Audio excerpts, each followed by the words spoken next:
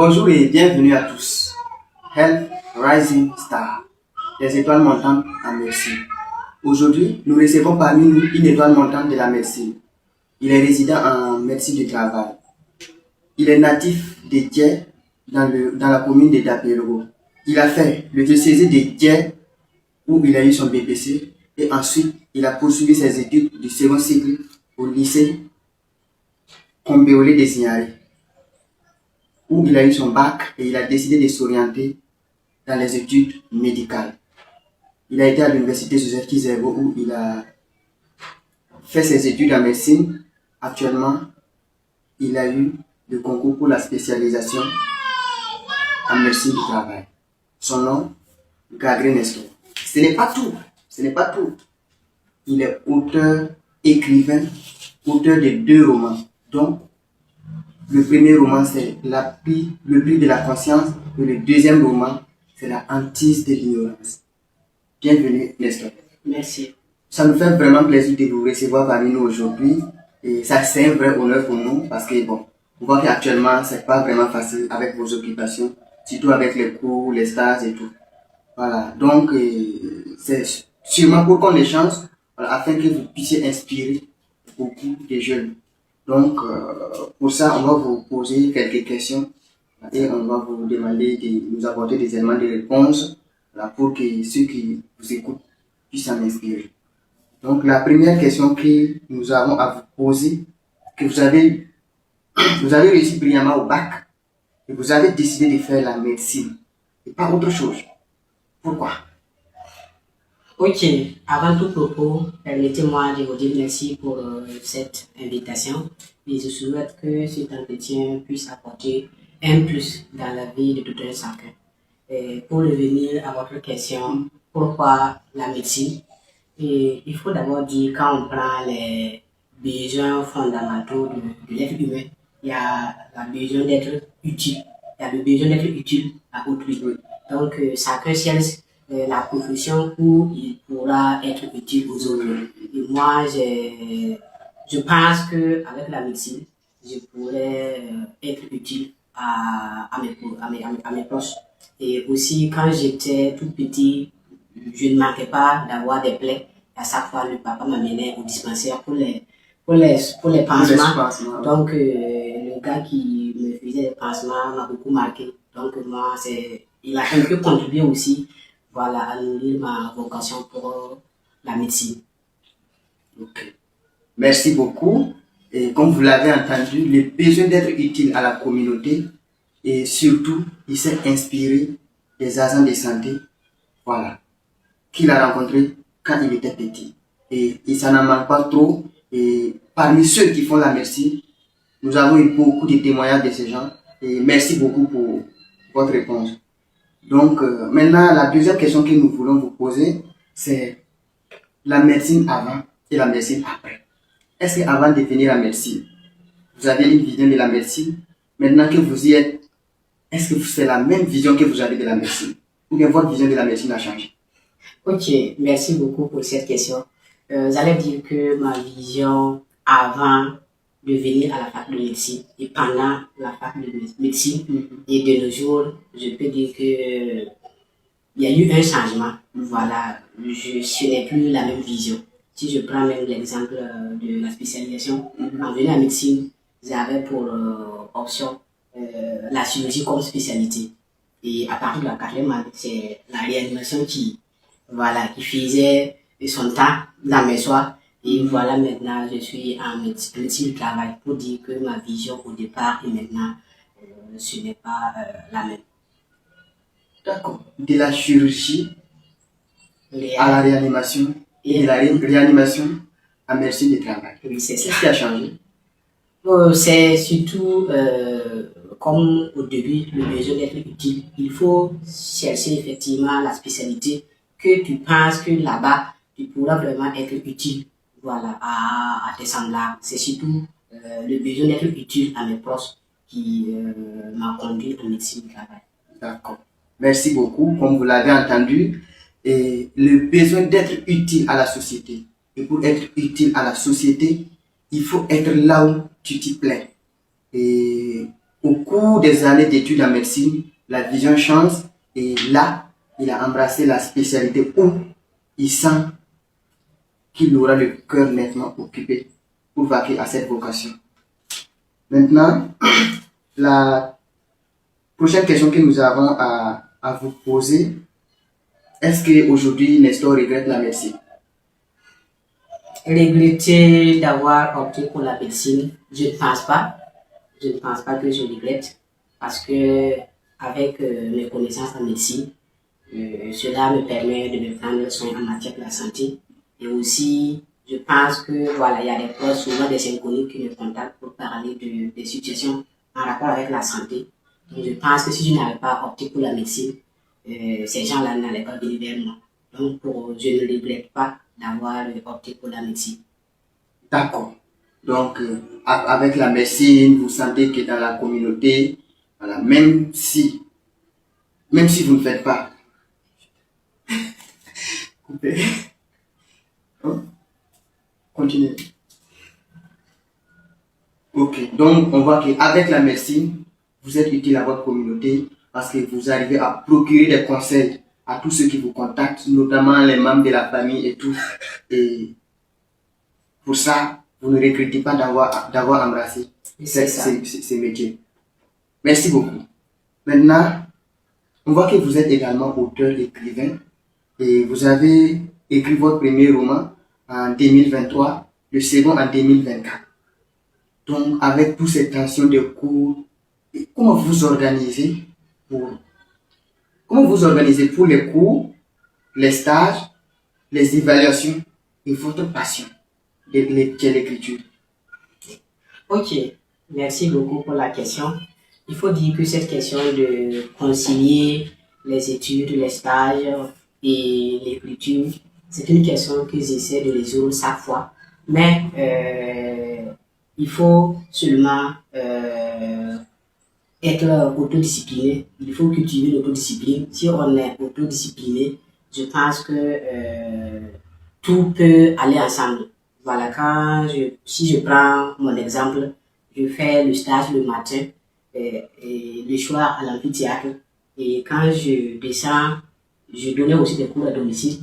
Voilà, donc je partais. Ah, vous donnez des cours à domicile aussi? Je partais, voilà, voir mes élèves. Et quand je rentre, j'essaie de lire au moins 2 chapitres de la médecine.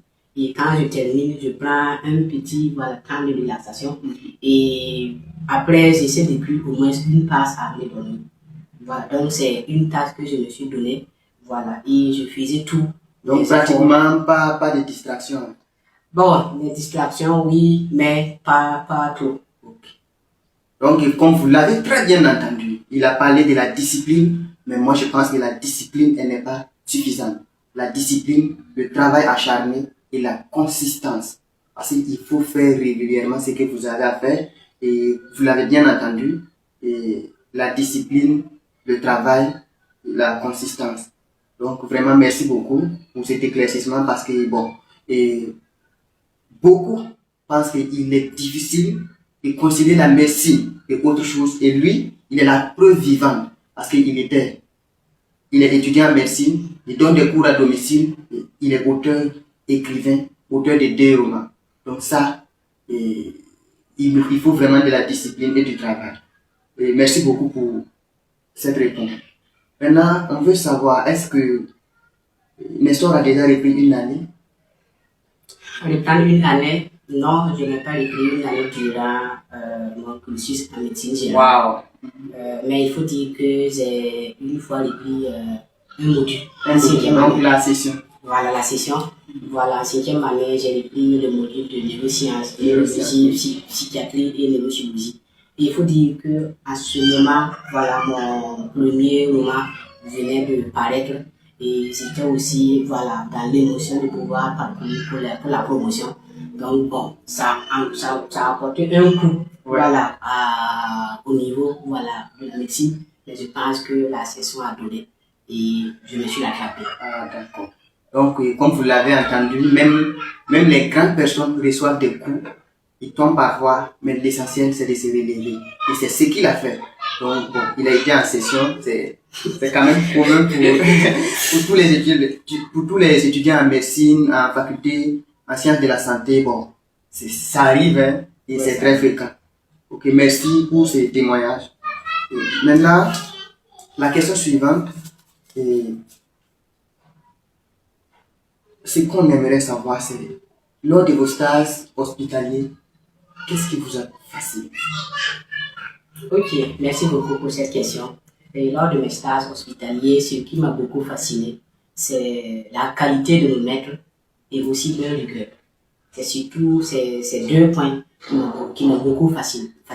La qualité de nos maîtres et la rigueur. Je pense que si au cours de la garde, tu gagnes un dossier que tu dois présenter au staff, je pense que tu ne vas même pas somnoler à la moindre seconde. Parce que tu sais que si le dossier n'a pas été bien fait, n'a pas été bien présenté au staff, on ne va pas te louper. Donc, c'est leur rigueur qui m'a beaucoup fasciné. Et à côté camarades? Oui, côté camarades, on a essayé de former une famille, disons entre guillemets une famille de médecins. Voilà, et le climat est très favorable. Je pense que voilà, être entre nous, étudiants en médecine, c'est une famille. C'est une famille très solide. Donc, la qualité des maîtres et leur rigueur. La rigueur. Donc, quand tu as un dossier, il n'y a pas moyen de s'ennuyer. Donc, vous allez tout faire pour pouvoir présenter ça au staff le matin. Ok, merci beaucoup. Maintenant, la question suivante. On veut savoir pourquoi vous avez opté pour la médecine du travail. Ok, merci beaucoup pour cette question. Pourquoi la médecine du travail? Il faut d'abord dire que le travail est l'origine de toute valeur économique et morale. Sans le travail, on ne peut pas parler d'économie. Et si on n'a pas de travail, le moral est bas.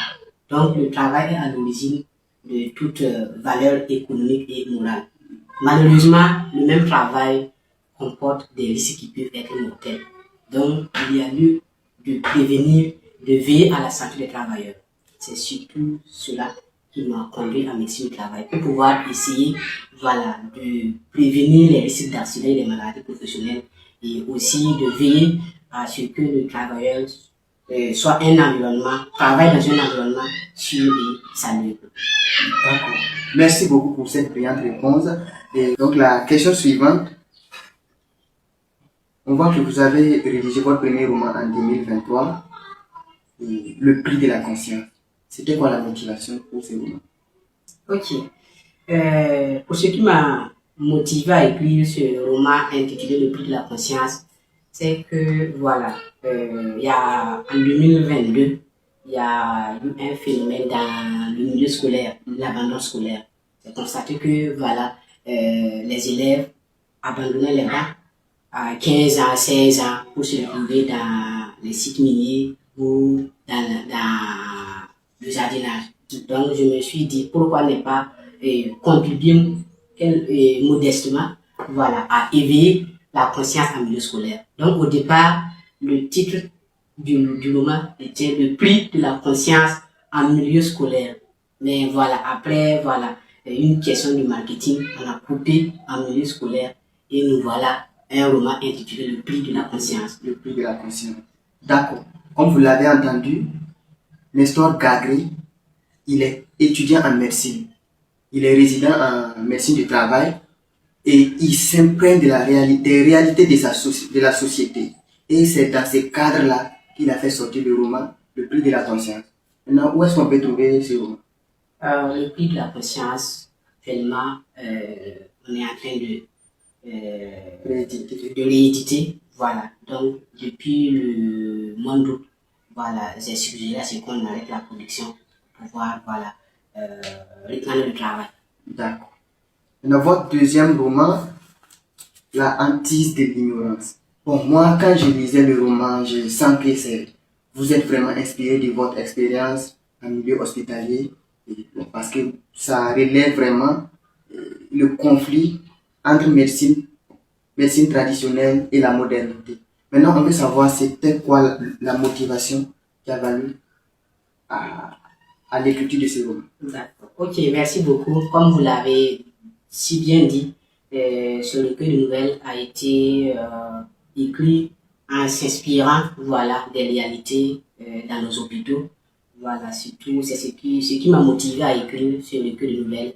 C'est pour essayer de sensibiliser la population en matière de la santé. Parce que, voilà, avec ce que j'ai pu constater dans nos hôpitaux, voilà, il y a beaucoup ignorent la question de la santé et surtout le conflit entre la modernité et la tradition. Donc c'est pour dire que ces deux, voilà, doivent travailler en complémentarité.